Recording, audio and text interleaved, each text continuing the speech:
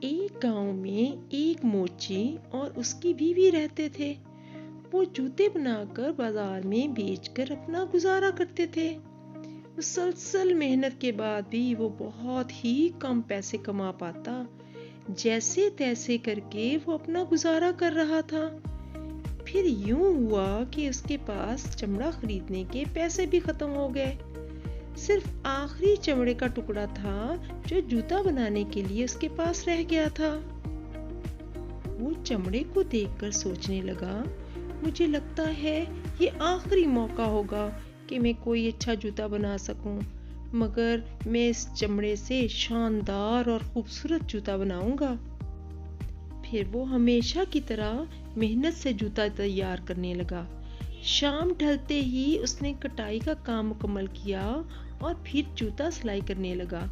رات بہت ہو چکی تھی، اس لیے اس نے جوتے کو میز پر رکھا اور سوچنے لگا، آج اتنا ہی کام کافی ہے، باقی کل کر لوں گا۔ پھر اس نے اپنی ورک شاپ بند کی اور گھر کی طرف چل پڑا۔ دوسرے دن وہ صبح جلدی ہی اٹھ گیا اور اپنے کام پر جانے لگا اور بیوی سے کہنے لگا، آج ورک شاپ میں میرا آخری دن ہے، نہ جانے آگے گزارا کیسے ہوگا۔ بیوی کہنے لگی، آپ بالکل پریشان نہ ہو، یہ مشکل وقت بھی گزر ہی جائے گا۔ کاریگر جانتا تھا کہ اس کی بیوی کی ہمت بندھانے والی باتیں کسی بھی کام کی نہیں۔ وہ مسکرایا اور کام پر نکل پڑا۔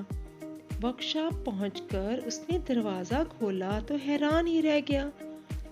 اس نے دیکھا میز پر ایک شاندار جوتوں کا جوڑا پڑا تھا۔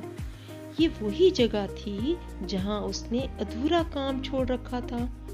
وہ حیران ہی رہ گیا اور سوچنے لگا، اب مجھے دیر نہیں کرنی چاہیے، میں ابھی بازار جا کر جوتے بیچ کر آتا ہوں۔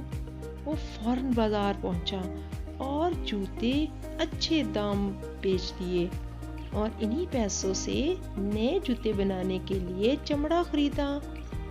ورک شاپ میں آ کر کاریگر نے اور نئے جوتے بنانے کے لیے چمڑے کو کاٹا اور کام شروع کر دیا، اور شام ہوتے ہی وہ ادھورا کام چھوڑ کر گھر کی طرف چل پڑا۔ کھانا کھاتے وقت اس نے اپنی بیوی کو دن بھر کی باتیں بتائیں۔ بیوی بھی خوش ہو گئی کہ چلو مشکل وقت تو گزرا، اور کہنے لگی، آپ کو اپنی محنت کا پھل مل گیا، اللہ کے گھر میں دیر ہے اندھیر نہیں۔ اگلے دن جب وہ ورک شاپ پہنچا تو یہ دیکھ کر دنگ ہی رہ گیا کہ ایک نہیں کئی خوبصورت جوتوں کے جوڑے تیار پڑے تھے۔ یہ اسی جگہ تھے جہاں کل اس نے چمڑا کاٹ کر رکھا تھا۔ یہ تو جادو ہی ہو گیا، اتنے سال مسلسل محنت کرنے کے بعد بھی اتنے جوتے نہیں بنا پایا تھا، مگر آج وہ تو حیران ہی ہو گیا، لگتا ہے کوئی میری مدد کر رہا ہے۔ پھر وہ بازار گیا اور وہ جوتے بیچ کر اور چمڑا خرید لایا۔ اس بار تو اس نے چمڑے کی کٹنگ بھی زیادہ کی اور ویسے ہی میز پر رکھ کر گھر چلا آیا۔ اگلے دن صبح پھر اس نے دیکھا کہ کئی جوتے اس کا انتظار کر رہے تھے۔ اس میں کئی طرح کے الگ الگ جوتے تھے۔ وہ ان جوتوں کو دیکھ کر بہت خوش ہوا کہ کوئی نیک آدمی اس کی مدد کر رہا ہے۔ اگر ایسا ہی رہا تو میں جلد ہی امیر آدمی بن جاؤں گا، میری زندگی خوشحال ہو جائے گی۔ کاریگر نے پھر چمڑا کاٹ کر میز پر رکھ دیا تاکہ اس کے کوئی خوبصورت جوتے بنائے۔ ایسا کئی روز چلتا رہا۔ کاریگر کو ہر روز نئے نئے تیار کیے ہوئے جوتے مل جاتے تھے اور ہر جگہ اس کے بنائے ہوئے جوتوں کی تعریف ہونے لگی۔ وہ ایک مشہور کاریگر بن گیا۔ پھر اس نے اپنے لیے ایک شاندار گھر بنایا۔ اس کی بیوی بہت خوش تھی کہ ان کی زندگی ہی بدل گئی اور صبر کا پھل بھی ملا۔ کاریگر بھی بہت خوش تھا کہ اس کی بیوی نے اس کی ہمت بڑھائی ہے۔ بیوی کہنے لگی، ہمیں اسے نہیں بھولنا چاہیے جو ہماری مدد کر رہا ہے۔ ہمیں پتہ لگانا ہوگا کہ وہ کون ہے تاکہ ہم ان کا شکریہ ادا کر سکیں۔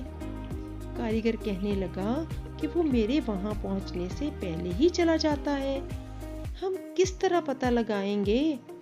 بیوی کہنے لگی، ہم رات کو چھپ کر بیٹھیں گے اور دیکھیں گے کہ ہماری مدد کون کر رہا ہے۔ اگلے دن کاریگر روز کی طرح اپنے کام میں مصروف تھا اور شام ہونے والی تھی۔ اس کی بیوی ورک شاپ پر آ جاتی ہے اور کمرے کے پیچھے چھپ کر بیٹھ جاتے ہیں اور انتظار کرنے لگتے ہیں۔ پھر انہیں کسی کے گنگنانے کی آواز سنائی دی جو بہت ہی سریلی تھی۔ پھر انہوں نے کمرے میں جھانک کر دیکھا تو حیران ہی رہ گئے، وہاں تو 2 شرارتی بونے پھٹے پرانے کپڑوں میں کھڑکی سے اندر آ رہے تھے۔ انہوں نے کھڑکی سے اندر چھلانگ لگا دی۔ دونوں بونے ہوا میں اچھلتے کودتے گنگنانے لگے۔ کاریگر نے ایسا نظارہ پہلے نہیں دیکھا تھا۔ مستی میں جھومنے کے بعد دونوں بونے جوتے بنانے کا کام کرنے لگے۔ کٹائی، سلائی، سجاوٹ سے ایک سے ایک بڑھ کر جوتا تیار کیا۔ کاریگر، اس کی بیوی یہ نظارہ دیکھ کر بہت ہی خوش ہوئے۔ کاریگر ان کے جوتے بنانے کی مہارت دیکھ کر حیران رہ گیا۔ آخر کار بونوں نے جوتے بنانے کا کام ختم کیا، پھر کھڑکی سے چھلانگ لگائی اور غائب ہو گئے۔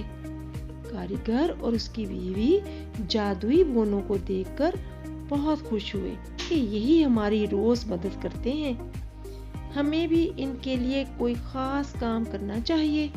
پھر دونوں نے سوچ و بچار کے بعد ان کے لیے نئے کپڑے اور جوتے تیار کرنے کا سوچا۔ کاریگر نے بہت خوبصورت جوتے تیار کیے اور اس کی بیوی نے خوبصورت کپڑے سیے۔ بیوی کہنے لگی، یہ کپڑے تو ان بونوں پر بہت اچھے لگیں گے، ان دونوں کو کپڑوں میں دیکھ کر مجھے بہت خوشی ہوگی۔ کاریگر کہنے لگا، کل کرسمس کا تہوار ہے، کل ہم اپنی ورک شاپ کو خوب سجائیں گے اور ان کے تحفے میز پر رکھ دیں گے۔ دونوں نے مل کر ورک شاپ کو خوبصورتی سے سجایا اور تحفے میز پر رکھ دیے۔ جیسے ہی رات ہوئی، بونوں کی آواز سنائی دی۔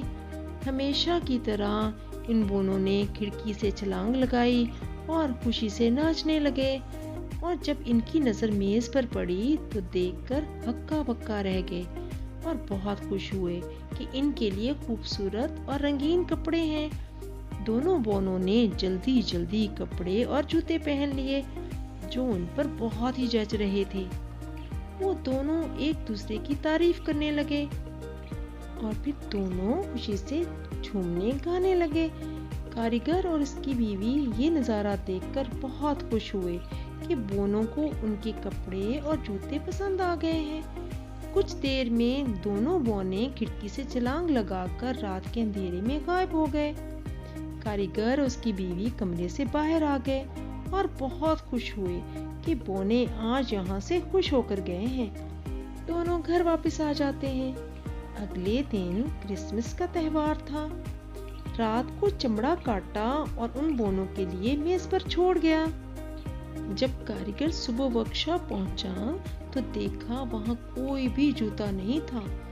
گھر واپس لوٹ کر اس نے ساری باتیں اپنی بیوی کو بتائیں کہ وہ جادوئی بونے کل آئے ہی نہیں، وہاں کوئی جوتا نہیں تھا۔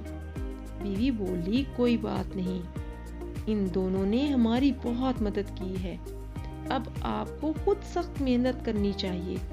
کاریگر بولا، تم ٹھیک ہی کہتی ہو، اتنے دنوں میں میں نے اچھی طرح سیکھ لیا ہے کہ لوگوں کو کیسے جوتے پسند ہیں۔ اب میں خود محنت کروں گا اور بہت خوبصورتی سے جوتے خود تیار کروں گا۔ پھر کاریگر دوبارہ جوتے بنانے میں جٹ گیا۔ اس نے ویسے ہی شاندار جوتے بنائے جیسے وہ جادوئی بونے بناتے تھے۔